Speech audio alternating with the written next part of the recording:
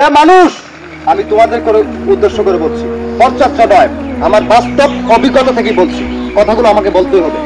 তোমরা পশুর পালের চেয়েও নিকৃষ্ট, তোমরা পাখির দলের চেয়েও নিকৃষ্ট।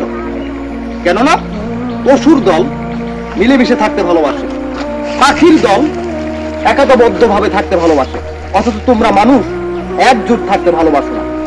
দলের ভিতরে দেখো, একটা হরিণ ছাড়া যদি বিপদে পড়ে অন্য হরিণগুলো উদ্ধার করার চেষ্টা করে। দলের ভিতরে দেখো, একটা কাক যদি কোন শিকারী সেই কাককে শিকার করে, সেই কাককে যদি ধরে অন্য কাকগুলো চিল্লাচিল্লি করে আত্মনাদ করে। তেমনি তোমরা মানুষ দলবদ্ধভাবে থাকতে ভালোবাসো না। দলের ভিতরে যদি একটা মানুষ বিপদে পড়ে অন্য মানুষ হাসাহাসি করে, এটা ঠিক নয়। আসো, আমরা পাখির দল, আমরা কাকের দল, এইসব প্রকৃতির অবলম্বন, এইসব প্রকৃতির নিদর্শন দেখে আমরা শিক্ষা গ্রহণ করি তাদের কাছ থেকে। কারণ প্রকৃতি আমাদের নিঃস্বার্থ শিক্ষক।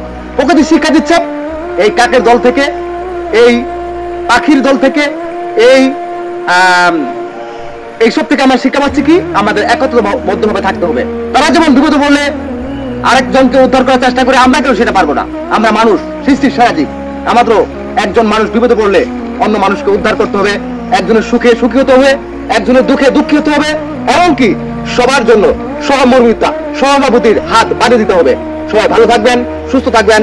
আল্লাহ হাফেজ।